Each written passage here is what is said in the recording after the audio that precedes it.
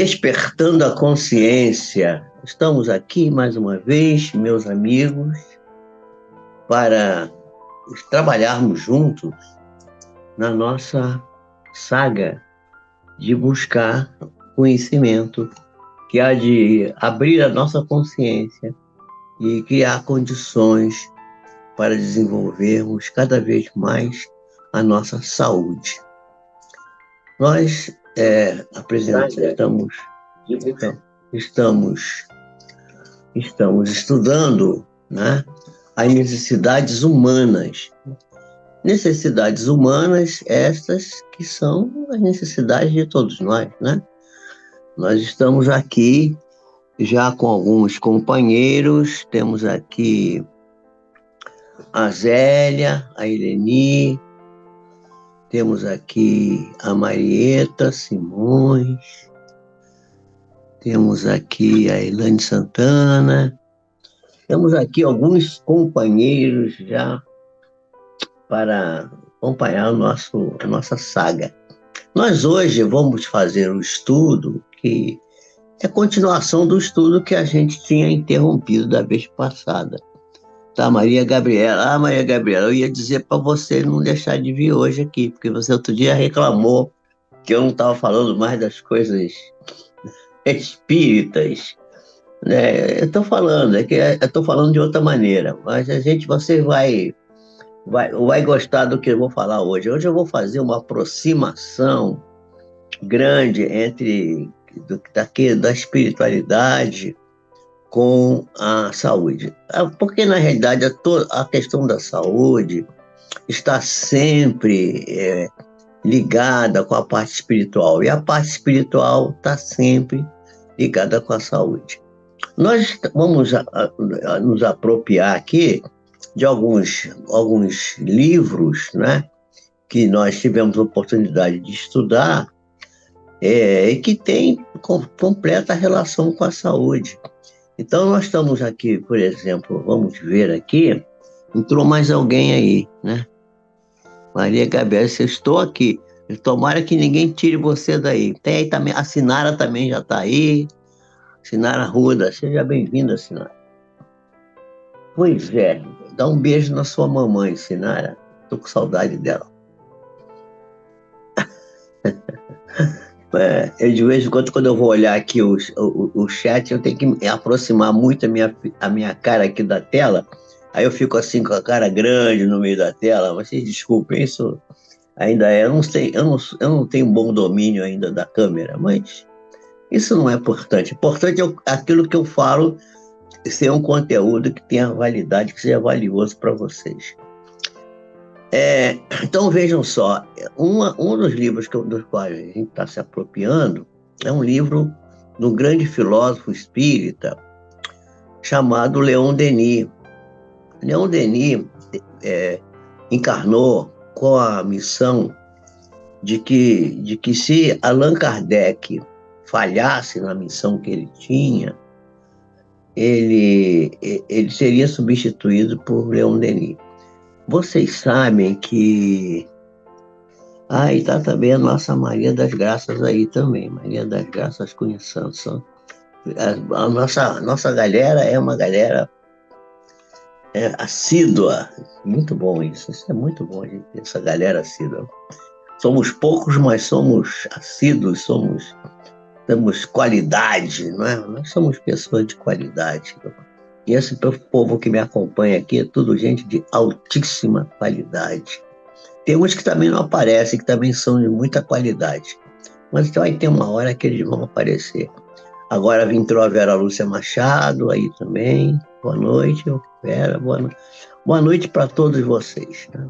Então, vamos a partir de onde a gente tinha parado, um pouquinho, vou voltar um pouquinho atrás no Leon Denis, um livro maravilhoso que Leon Denis escreveu, que é talvez o livro mais importante dele. Eu não sei qual é o mais importante. Esse é importantíssimo. Tem muitos livros importantes, mas esse é muito importante, que chama-se O Problema do Ser, do Destino e da Dor. Porque as pessoas reclamam muito, porque a gente sofre, porque sofrimento. E há até aquela ideia, e eu já tenho falado disso, né?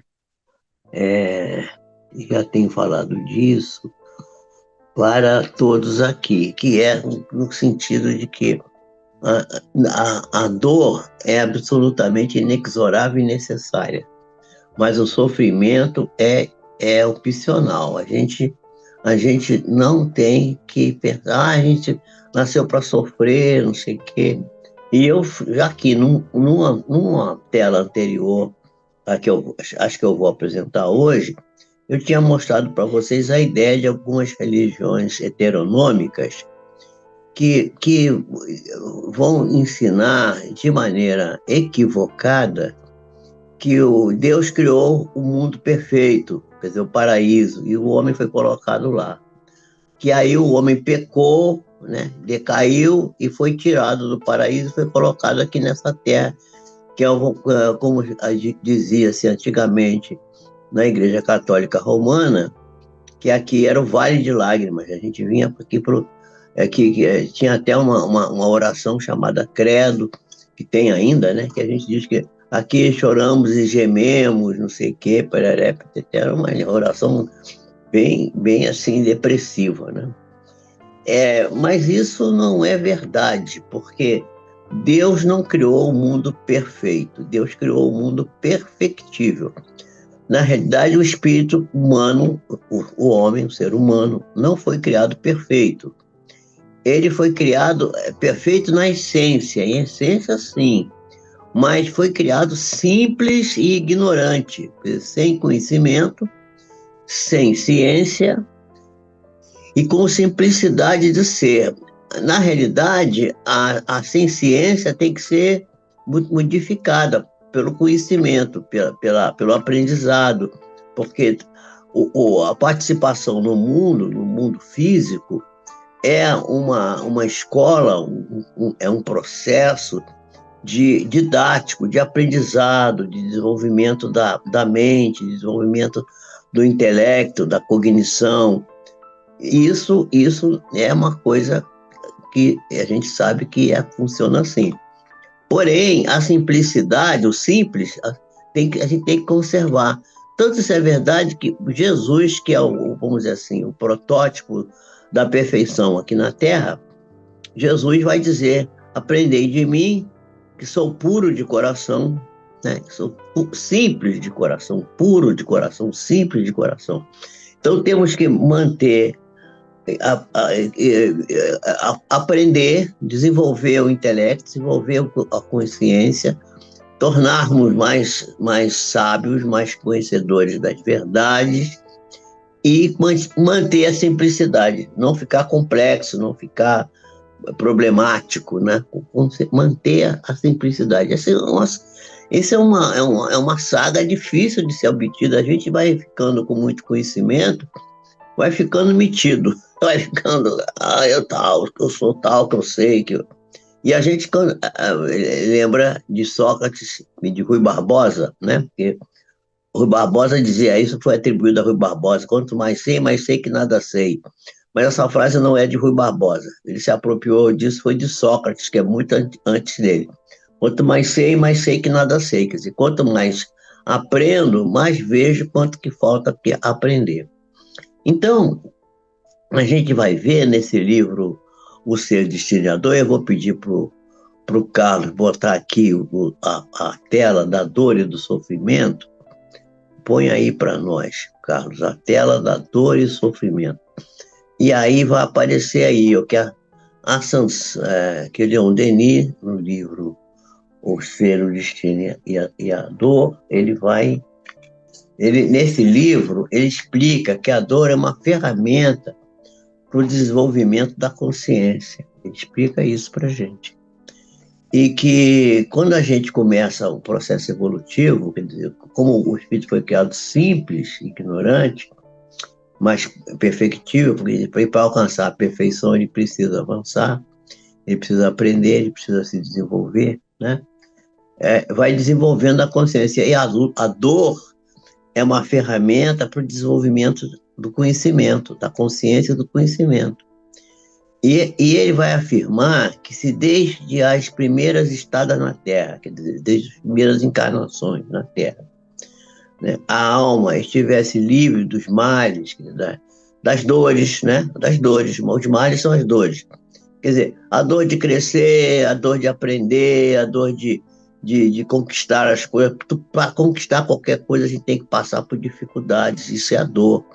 Se desde o começo a gente não tivesse isso, a gente ficaria inerte, ficaria passivo, ficaria ignorante das coisas, especialmente das coisas muito profundas, das coisas mais avançadas.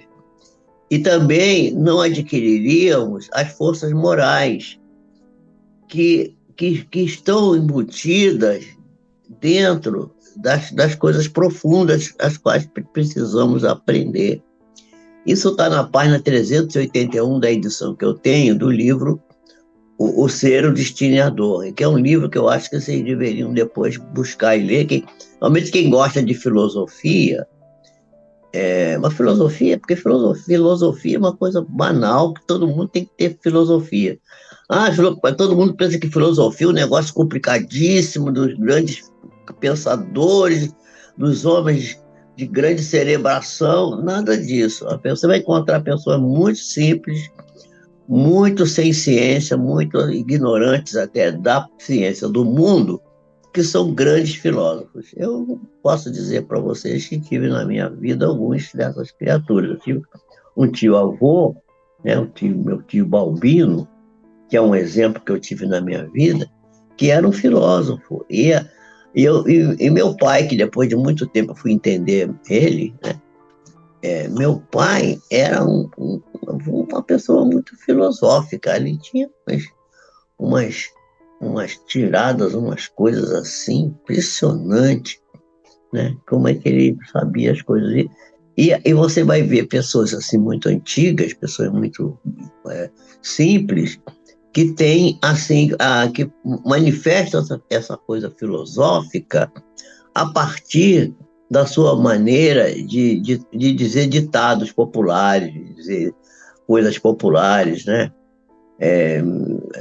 Por exemplo, a necessidade é que ensina o sapo a pular, é um ditado bem popular, né? Esse ditado é um ditado sábio, é um ditado filosófico, né? Então, dos textos de Leon Denis, a gente vai tirar a ideia de que a dor é muito necessária e ela é inexorável, a gente não pode fugir da dor. O siso, quando cresce, dói, o joelho dói quando a gente é adolescente, o osso às vezes cresce mais que o músculo, e o músculo cresce mais. Aí tem uma síndrome chamada Síndrome de Osgood-Schlatter. Quem já estudou ortopedia ou já teve dor nessa dor vai saber, porque o médico já deve ter falado, isso é síndrome de Osgood-Schlatter.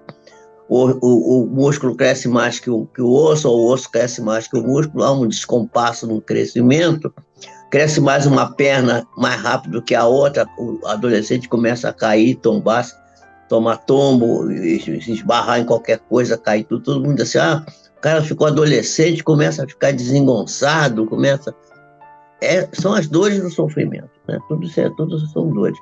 A pessoa, para estudar, quando a gente vai estudar muita coisa e começa a ter que ter compromisso com a academia, com o livro, né, com os textos, a gente tem que deixar por exemplo, de passear, de ir para as baladas, de se divertir. É uma dor, não deixa de ser uma dor, né? É uma dor. Então, a dor é inexorável. Mas o sofrimento, ele é opcional. Por quê?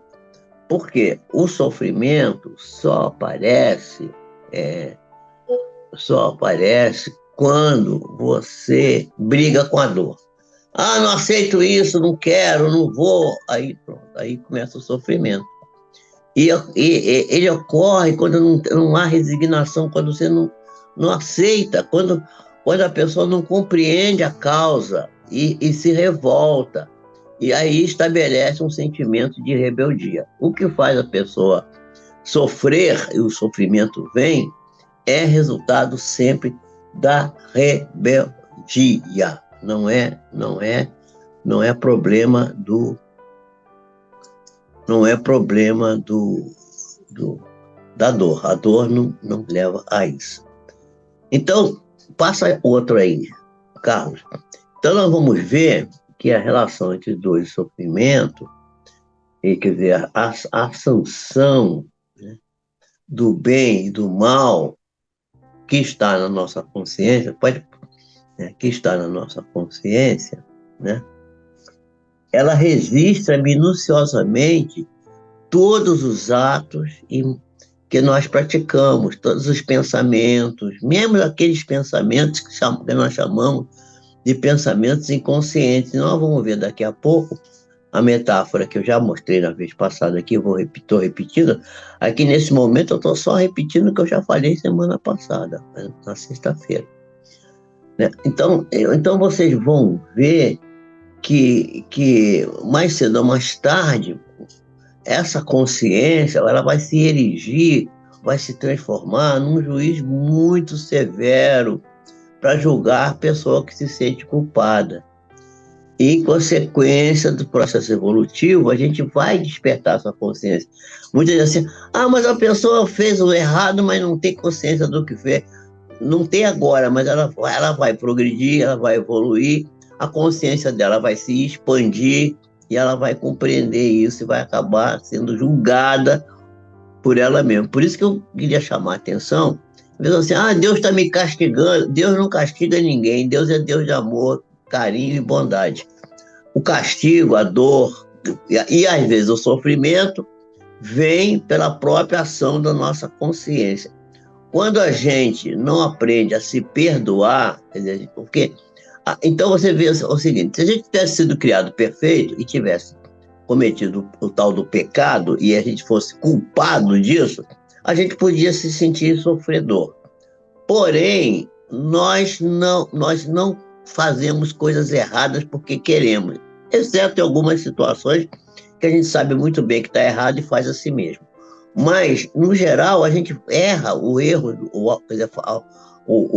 a falta do atender o alvo, de acertar o alvo, né, é provocado vamos dizer assim, pelo fato da pessoa estar em evolução, estar em crescimento, está aprendendo. E o fato de estar aprendendo, de estar em evolução, de estar crescendo gradativamente, permite que a pessoa escorregue, caia, tenha problemas vamos dizer assim, de não conseguir, às vezes, acertar em cheio no alvo que devia acertar. E isso em latim, a palavra erro do alvo, é a palavra peccatus, daí que vem a palavra pecado. Peccatus, do latim, quer dizer errar o alvo. Você queria fazer uma coisa, atirou e acertou do lado de fora do alvo. Então, isso é o pecado. Peccatus, ou pecado. Então, o pecado é isso. Então, nós não somos culpados de nada. Aí eu digo assim, mas a pessoa não tem culpa. Não, a pessoa não tem culpa, a pessoa tem responsabilidade. Então, se você sabe que fez uma coisa que não está certa, vai tentar consertar, tenta amenizar, tenta compensar o prejuízo que você causou. Quebrou, vai lá e conserta. Abriu, vai lá e fecha, né? Destruiu, reconstrói. Enfim, é assim que funciona. A lei de causa e efeito, ela existe para isso. E o perdão a psicologia do perdão. Nós vamos falar um dia aqui sobre a psicologia do perdão. A psicologia do perdão é uma coisa fantástica, porque permite à criatura perdoar a si mesmo. E perdoando a si mesmo, ela vai fatalmente perdoar também os outros, né? Então, quando o indivíduo atinge a evolução, ele desperta a consciência e acaba sempre por ouvir a voz e ouvir as sentenças dessa consciência. Isso está lá no livro do Leon Denis, O Problema do Ser, do Destino e da Dor. E eu já recomendei que vocês procurem acompanhar. Vamos ver outra agora, que é a imagem do inconsciente, né? A imagem do inconsciente é o iceberg, que é a metáfora que eu descobri que mostra exatamente, o Leon Denis vai dizer que a consciência é a reunião das experiências do longo das encarnações, quer dizer, e que se divide em três partes fundamentais. Vai ser a reunião das experiências, né, que está no sensório, na capacidade de sentir, na sensação, que está no critério, quer dizer, o critério que a gente usa. O que é o critério? O critério é a cognição, o entendimento das coisas. Eu tenho um critério, eu tenho uma fórmula de compreender as coisas que me dá uma visão daquilo que está acontecendo. E a ideia da manifestação, que é chamada de subliminar. Quer dizer, o que é subliminar? É uma coisa que entra em você e você não percebe que você... Por exemplo, quando você começa a ouvir um negócio que estão falando que está errado, completamente errado, você fica prestando atenção naquilo, aquele erro acaba entrando em você. Ah, mas eu não prestei nem atenção, mas ficou ouvindo. Ouviu aquele... Qualquer coisa que você ouve, por isso que a gente tem que ter muito cuidado, muito zelo em selecionar as coisas que entram pelo nosso ouvido, que é para a gente não absorver coisas que vão nos fazer mal a médio e longo prazo. Então, essa metáfora aí, essa grande pedra de gelo no meio do mar, que tem uma pontinha do lado de fora, que é o consciente, é aquilo que a gente acha que sabe, que tem noção, que tem domínio sobre aquilo.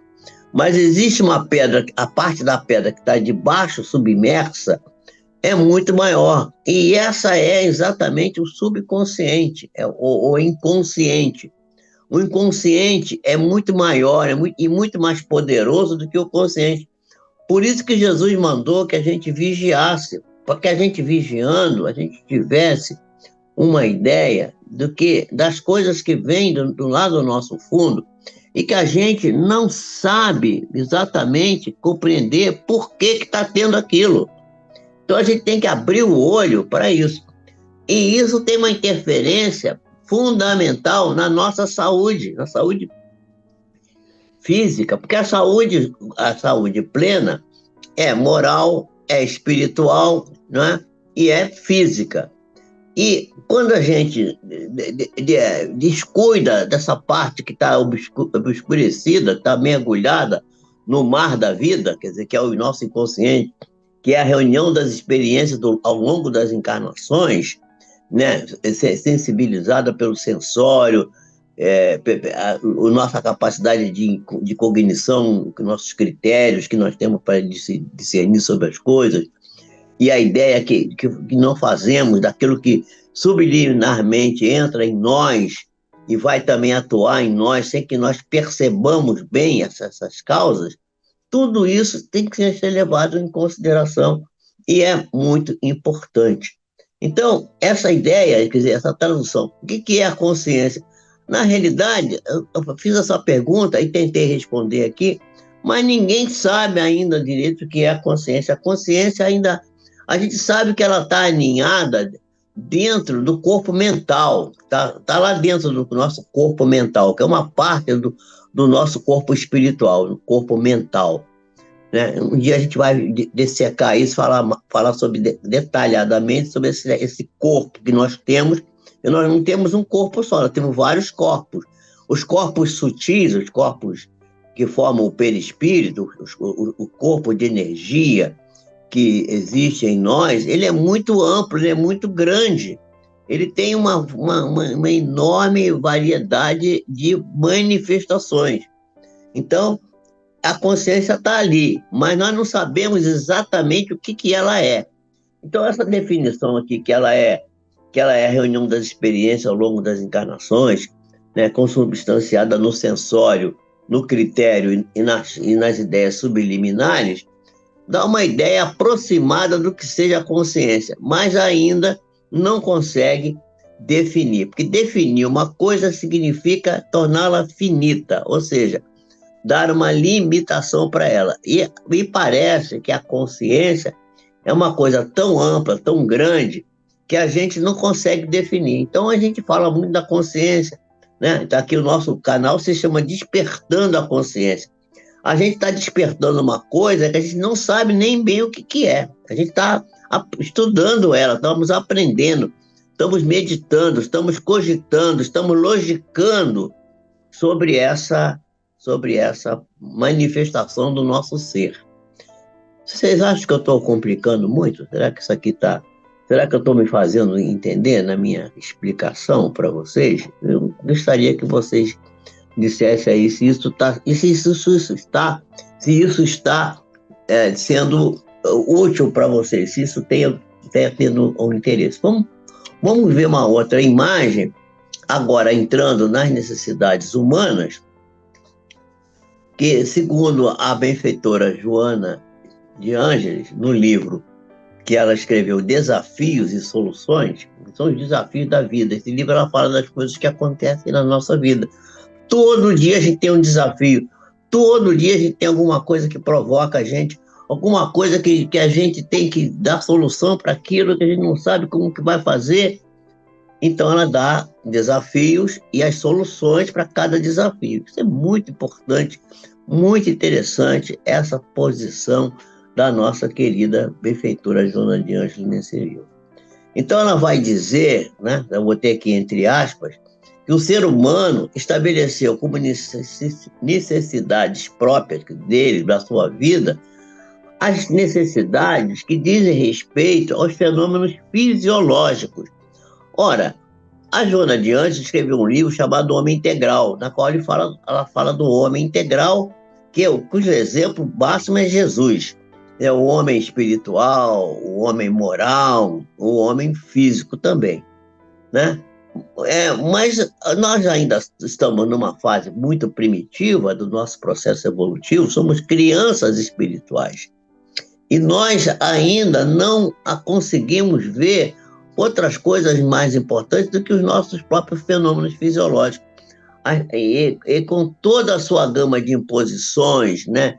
Os fenômenos fisiológicos exigem que a gente se alimente, que a gente tenha um lugar para morar, uma habitação, que a gente se agasalhe, que a gente tenha segurança, que a gente possa produzir a perpetuação da espécie através do processo da reprodução. Nós devemos procurar ter o bem-estar. A Organização Mundial de Saúde vai definir a saúde como um estado de bem-estar biopsíquico e social. Então, o bem-estar é uma coisa muito importante. A própria posição social da criatura também é importante. Ninguém quer ser um pária da sociedade. Todo mundo quer ter uma certa importância dentro da sociedade na qual vive. Então, essas são definições da nossa querida benfeitora.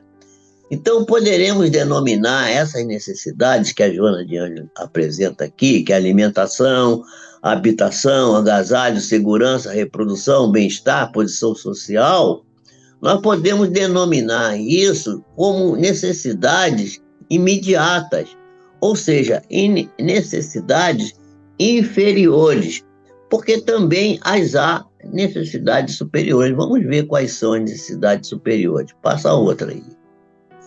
Então, nesse slide seguinte, nós temos as necessidades superiores. Vocês vejam que o slide é bem menorzinho. É bem menorzinho por quê? Porque a gente dá menos importância para isso. Mas nós vamos tentar dissecar isso aqui. Olha só. Primeiro, a harmonia. A harmonia é uma coisa difícil de definir também. O que é harmonia?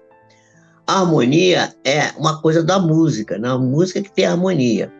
Né? Na matemática tem harmonia, porque você diz assim, 2 e 2 são 4, 4 e 4 são 8, né? A raiz quadrada de 25 é 5, a raiz quadrada de 36 é 6. Tem uma certa harmonia, os números vão se encaixando, né? Aí tem os números primos. Estou falando da matemática porque o universo é bem matemático. Então, por exemplo, a segunda coisa que é referida é beleza. O que é beleza se não harmonia? A beleza é a harmonia. A pessoa tem a harmonia de traços no seu rosto, o nariz certinho, a boca bem feita, né? Vai mostrar uma harmonia no seu rosto. O rosto vai ficar de uma maneira harmônica. Então, E o benfeitor espiritual Emmanuel, ele define a saúde como sendo uma situação de harmonia da alma. A alma está harmônica, ela está equilibrada. Então, quando você tem a sua alma harmônica, você tem saúde. Então você tem a harmonia, a beleza, a outra seria a cultura, quer dizer, você procurar aprender, saber sempre coisas, cada vez aprender mais coisas, ter um repertório vasto de conhecimento para você poder compreender, olhar alguma coisa, não ser enganado com facilidade. Enganado a gente sempre é, mas a gente não ser enganado com facilidade, né? Então, a cultura, o conhecimento, né? A parte de cognição, isso é importantíssimo. Saber o que aconteceu, conhecer a história, conhecer a geografia, saber o local onde está, saber para onde que vai, de onde que veio, saber um pouco de filosofia, ter um pouco de noção das coisas como um todo, saber fazer um ovo frito, pelo menos, né? Que já é uma arte. Já é uma arte. Fazer um ovo frito pode ser uma arte. Tem gente que não consegue fritar um ovo bonitinho, fazer um ovo bem feitinho, né? Aquilo que se chama em inglês midday, né? Midday, não sei lá, agora eu não me lembro mais como é que era em inglês. Hoje é um sol ao meio-dia, pronto, tradução em português. Né? Sol ao meio-dia, você pede, chega nos Estados Unidos, quer um ovo frito. Se você pedir egg fried, ele vai te dar sei lá, vai te dar um troço qualquer, vai te dar um ovo mexido. Então você, para pedir um ovo frito, tem que pedir eggs midday sun, né? Sol ao meio-dia. Sun é sol, né? Midday, no meio-dia. Então a arte também, né? As coisas da arte, fazer a música, a poesia, a arquitetura, a escultura, o cinema, né? A poesia, tudo isso são coisas maravilhosas que são partes humanas das necessidades superiores do ser, que a gente ainda busca, mas não busca tanto quanto deveria. A religião, que talvez esteja no ápice dessa questão, e a entrega espiritual, que ainda é mais superior ainda, que é aquela ideia de que amar a Deus acima de todas as coisas e ao próximo como a si mesmo. Que isso é entrega espiritual, é isso, amar a Deus sobre todas as coisas e ao próximo como a si mesmo. Então, essa ideia é muito importante, e a gente, continuando a estudar as necessidades humanas, a gente vamos começar a pensar no processo evolutivo. Passa outra aí. Então, vamos ver que o processo evolutivo, ele se desenvolve inicialmente com o instinto. Um animalzinho, se você dá comida para ele, vai lá tirar a comida dele, vai te morde. Mas por quê? Porque o instinto dele é comer, ele quer comer. Ele não, se você tirar a comida dele, você está lesando a necessidade que ele tem básica de se manter, da alimentação. Então, primeiro é o instinto, mas o instinto é a semente para o plantio em nós de uma grande árvore que se chama sentimento. Sentimento, porque o sentimento é uma grande árvore que nasce de uma sementinha chamada instinto e que vai dar como fruto, essa árvore vai dar como fruto uma coisa que todo mundo fala, mas que não sabe nem direito o que é também, que é o amor. O amor é uma fruta, é um fruto que nasce da grande árvore do sentimento. E hoje eu estou filosófico, né? Eu estou falando de filosofia. Isso vai se desenhando dentro da pessoa, vagarosamente, através dos recursos que vão nos servir para a manutenção da nossa vida, né? Para a manutenção da nossa vida, não da vida física, mas da vida como um todo, da vida espiritual, né? Nós precisamos das coisas materiais, armazenamento dos produtos necessários, procriação, defesa da nossa prole, do espaço físico que nós ocupávamos no começo, e aí nós buscávamos nos defender com a força física, através do. Aí depois criamos os instrumentos, para as armas, para poder combater os que eram mais fortes do que nós, e desenvolvendo os sentidos também. O tato, o paladar, o olfato, a desconfiança, até que a gente pudesse se apropriar, e se puder, nem que a gente não atingiu ainda, mas estamos caminhando para lá, a percepção intuitiva, que isso vai surgir mais para frente. A intuição é o próximo grande sentido que a gente vai desenvolver assim, nós, e vai nos levar a grandes conquistas. Nós já estamos começando a chegar nisso, né? Eu estou aqui cumprimentando as nossas companheiras que estão aqui e não cumprimentei ainda a Graciela Duque Freitas, minha cliente, minha amiga, minha confreira, também nossa companheira de jornada. É uma irmã muito preciosa que está conosco aqui. Seja bem-vinda, Graciela. É a segunda vez que eu vejo ela aqui, é a terceira, não sei. Então, essa apropriação da percepção intuitiva vai surgindo devagar. E a gente já percebe que isso já está acontecendo. Vamos ver mais uma outra tela aí. Pode passar outra. Então, essa é as necessidades humanas que vem nesse início, nesse primórdio, vem. A gente não conhece nada da própria realidade, a gente não sabe o que está acontecendo, a gente não sabe nem quem a gente é mesmo.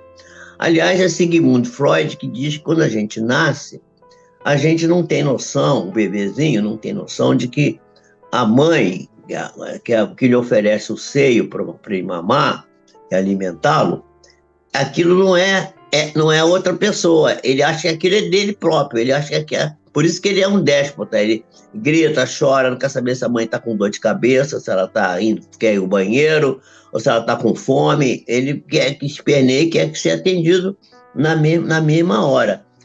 E essa condição é a condição que reproduz a nossa situação quando a gente estava lá nos primórdios evolutivos.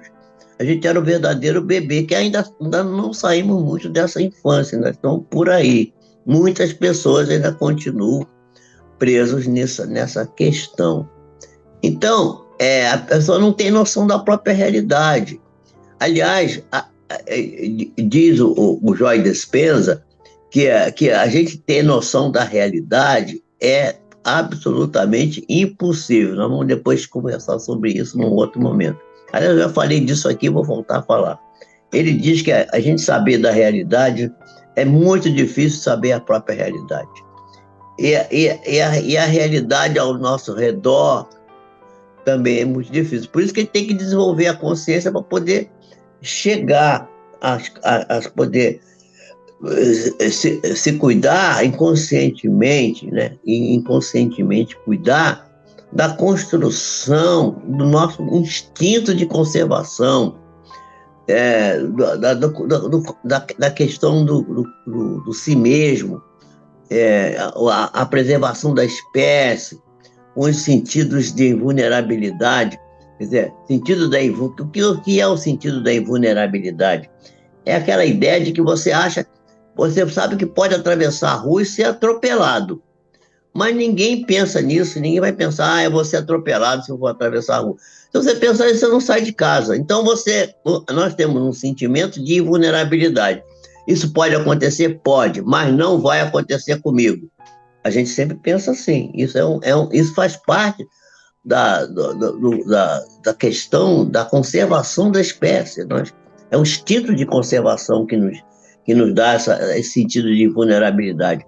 Esse sentido de invulnerabilidade ficou muito conhecido quando se estudou recentemente, cerca de 40 anos atrás para cá, quando o homem saiu da influência magnética da Terra. O homem foi à Lua, né? O homem pegou os foguetes, as naves, e começou a sair por aí, botaram os satélites artificiais em órbita da Terra. Isso aí afetou muito aquele chakra, aquele centro de força que está lá embaixo, no períneo, que é o básico, que nos faz nos estar mantidos aqui na terra boa de todos os dias nossos, né? Então, e aí outras coisas que são similares. Então o homem caminha, está caminhando numa constante luta com dores, dificuldades, né? Um ciclo das necessidades básicas por faltarem um discernimento do que seria, por exemplo, quatro coisas, né? A gente não sabe bem o que é indispensável, a gente não sabe aquilo que é necessário, a gente não sabe o que é desejável e o que é supérfluo. Nós ainda temos dificuldade com isso. Indispensável é respirar, é viver. A gente poderia dizer que indispensável também é você ter um meio de sobrevivência financeira, ter um salário, trabalhar, ganhar alguma coisa, senão você não vai viver às custas dos outros. E viver às custas dos outros isso é uma coisa que deve ser dispensável, não indispensável. Indispensável é você ter autonomia, né? Agora, o que é necessário? Necessário é produzir o bem. A gente ainda não aprendeu também isso. E o que é desejável? Desejável é ter estabilidade na vida, ter tranquilidade, ter uma estrutura de vida que você não se preocupe com o dia de amanhã, como Jesus recomendou. Não vos preocupeis com o que ides beber, com o que ides comer. A cada dia já basta o seu mal. Nós ainda não conseguimos, Aí a pessoa assim, pois é, mas não pode ser assim, porque se a gente começar a não pensar no dia de amanhã, a gente fica imprevidente. E é verdade. Então, é uma dificuldade de encontrar entre aquilo que é desejável e o que é a pessoa ser uma pessoa estróina, destruidora, que não provê o seu futuro. A gente tem que ter um certo cuidado com as nossas coisas para que a gente não fique amealhando coisas, mas também não viva destruindo tudo, porque o passado já passou, o presente está passando também, já virou passado. E o que existe de verdade é o futuro. O futuro é onde a gente deve colocar o nosso pensamento, colocar o pensamento no futuro. E o futuro fica, se a gente não for previdente, o futuro torna-se uma coisa muito complicada e muito difícil. E aí a gente tem o supérfluo, que é quando a gente começa a ter coisa demais, né? O Gandhi dizia que quando a gente tem 2 pares de sapato, alguém está com o pé descalço. E tem gente que tem 25, 30, 40, 50, 60 pares de sapatos. É uma coisa terrível essa coisa nossa de querer ter coisas supérfluas, muito supérfluas, coisas que não temos realmente necessidade. Então, a gente tem que começar a estudar o que é indispensável, o que é necessário, o que é desejável e o que é supérfluo, né? Daí segue que nós vamos ficando prisioneiros da forma física, da necessidade de se alimentar, de procriar, de se proteger, de ganhar dinheiro, de pensar só nas coisas materiais. Isso é uma coisa terrível e que não vai nos ajudar muita coisa. Se a gente ficar... Não estou dizendo que a gente não deva fazer isso, eu estou dizendo que a gente tem que fazer isso, mas isso não pode ser a principal necessidade humana da nossa vida. A gente tem que saber que isso existe, tem que trabalhar com isso, mas sem tocar isso como a principal coisa da nossa vida. A principal coisa da nossa vida é o indispensável, é o viver, é o respirar, é o aspirar às coisas espirituais, às necessidades superiores da vida, como nós já vimos numa tela anterior. Então, passa uma nova aí, e vamos ver que os sentidos fisiológicos, eles resumem tudo. E a protoconsciência, o que é protoconsciência? Essa consciência que nós temos, que é uma consciência ainda muito atrasada, uma consciênciazinha bem pobrezinha, né? Ela é da boca para baixo. A gente Isso e era assim no nosso passado, no processo evolutivo nosso. Houve uma época que a gente só pensava nisso, comer, né? A coisa do estômago, o sexo, usar os pés para fugir das presas, dos bichos que queriam nos matar, enfim, e era isso só. É, da boca para baixo, da boca para cima, a mente, o cérebro, nada disso a gente importava muito, né? E o cérebro ainda está se desenvolvendo e é o núcleo principal. E aqui chamamos o cérebro dividido em três cérebros, nós vamos ver agora aqui, né? E nós chamamos de cérebro reptiliano, que é a sede dos instintos primitivos, né? Então vamos adiante aqui um pouquinho mais.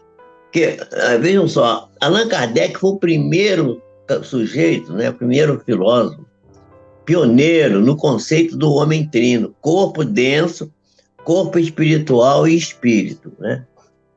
Nós estamos com quanto tempo? 20 e 20 já. Vamos ter, né? Allan Kardec foi o pioneiro desse conceito do homem trino. Então, corpo denso, corpo espiritual e espírito. Esses três elementos fundamentais. E se a gente for voltar atrás, se a gente voltar atrás na história da filosofia, nós vamos encontrar no Fédon. Fédon é um diálogo que tem, é trazido por Platão, né? O diálogo de Fédon, que era um discípulo de Sócrates, com ele. Nós vamos ver os passos iniciais de uma coisa chamada metafísica. Ninguém precisa ficar assustado com essa palavra metafísica. Metafísica é a parte da filosofia que leva a parte física para o lado espiritual, né? Então, a metafísica grega, ou seja, a dualidade do corpo perecível com a alma imortal. Sócrates vai falar disso já lá mais de 460 anos antes de Cristo, né? E nesse diálogo com Fédon, ele vai apresentar essa posição da alma imortal com o corpo físico, a relação que existe entre esses dois elementos. Isso é muito importante que a gente entenda isso, porque a gente vai ver que, modernamente, na obra que é uma obra maravilhosa do nosso querido Chico Xavier, o livro Nosso Lar, de André Luiz, nós vamos encontrar esse diálogo de Fédon com Sócrates mostrado na materialidade, quando você vai ver que Sócrates, que André Luiz, desencarnado, começa a falar da sua própria experiência no plano espiritual, um plano espiritual problemático, na qual ele se encontrava por causa das suas próprias atitudes, né? Então, estamos aqui, então, a ideia, né? E Kardec amplia e esclarece a questão, e aí nós vamos ver que nós saímos do espiritualismo, da utopia, que é o espiritualismo dessas religiões heteronômicas, que falam de mundo perfeito, que o homem pecou, que caiu, não sei o que nada disso funciona, nada disso é real, né? Para partir para uma nova etapa do conhecimento humano, que é o espiritualismo científico, que é esse que a gente está estudando aqui, né? Que é o espiritualismo voltado para a saúde, voltado para nosso bem-estar, para nossa situação de equilíbrio, de harmonia de nós mesmos. E essa teoria do cérebro trino, três etapas, aqui no desenho vocês vão ver, tem aqui na parte baixa, nos corpos da base, bem na parte inferior, aqui, ó, em cima, mas tem uma pessoa ali. O que é aquilo ali? É o racional, é o cérebro racional, né? Aí, aqui no meio, né, tá ali um gatinho, acho que é um gatinho que tá ali, né? Tá ali, é a zona do mamífero, do ser emocional, né? É o sistema límbico. Aqui em cima é a zona vamos dizer assim, da vontade, onde a gente, eu quero, assim, quero levantar o braço, aí eu levanto o braço, quero fechar o olho, quero abrir o olho, quero abrir a boca, eu vou dando ordens para mim mesmo, é nessa parte superior. No meio é a sensibilidade, é o sistema límbico, é o sistema do mamífero, não é? E é emocional, é a emoção. E embaixo é o sistema instintivo, reptiliano, que eu estava falando antes. Esse mamífero, desculpe, esse réptil, reptiliano, por que reptiliano? Porque é o cérebro que tem no réptil.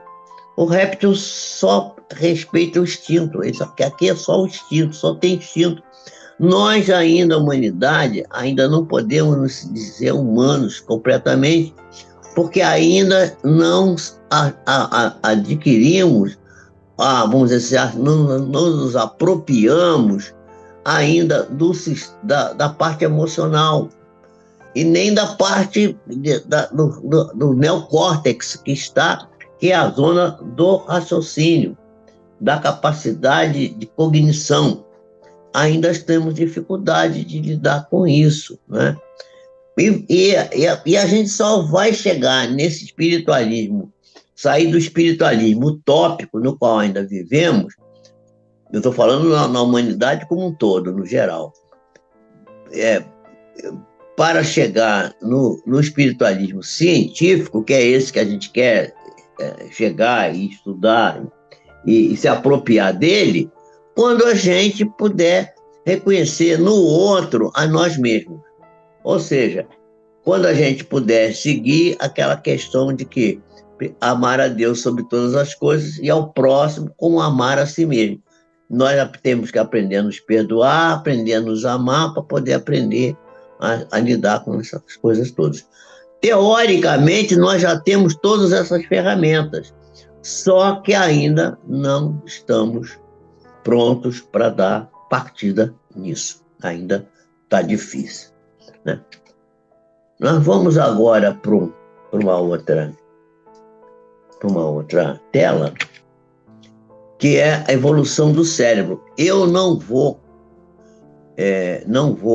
entrar nessa questão, vou só aqui apresentar e vou voltar na próxima sexta-feira aqui nesse tema, quando nós vamos ver que na psicografia do Chico Xavier, no livro Evolução em Dois Mundos, o André Luiz vai descrever, não é ele que descreve, é um outro espírito que está orientando ele lá, né?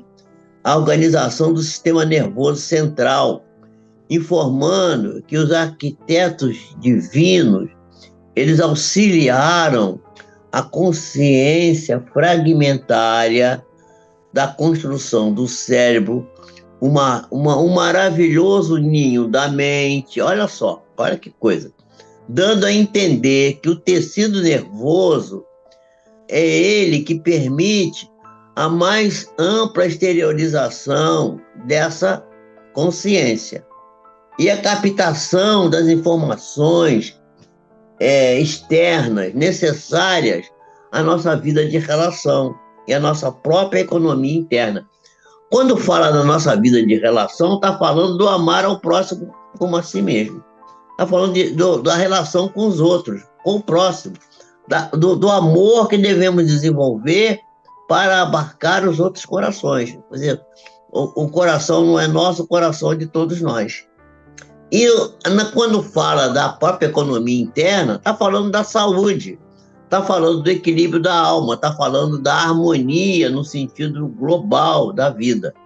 Então, nós vamos voltar na sexta-feira, a partir daqui, ou talvez um pouquinho para trás, talvez lá no cérebro trino, vamos lá atrás um pouquinho, e vamos voltar aqui para a gente dissecar isso aqui, para a gente entender bem essa questão das necessidades humanas. Porque se a gente não entender bem quais são as nossas necessidades, como que a gente pode ter saúde, como que a gente pode curtir a espiritualidade? Não tem como, é difícil, é complicado isso, fica muito complicado. Então, eu espero que a gente possa sentar aqui para discutir isso, para conversar sobre isso, e a gente poder ter uma visão melhor dessa questão. Nós já estamos com 1 hora de live, eu acho que a gente já exagerou, mas passamos do tempo. E depois, tudo que fica mais de 40 minutos torna-se enfadonho, pesado e difícil de compreender. Eu não quero que ninguém aqui ache que eu sou um mago, que eu sei tudo, que eu estou dando uma belíssima aula. Eu quero que todo mundo entenda o que a gente está fazendo aqui, né? Então, essa aqui é a ideia, e eu agradeço a vocês por estarem aqui. Por favor, escrevam aí no chat se o que eu estou falando aqui está fazendo sentido para vocês, se isso está sendo útil, se vocês estão gostando disso, ou se vocês querem alguma outra coisa menos complexa. Tem como falar da mesma coisa de maneira bem simples. Eu estou procurando fazer da forma mais simples possível, mas nem sempre sai do jeito que eu quero, né? Deus nos abençoe, nos proteja e nos ampare.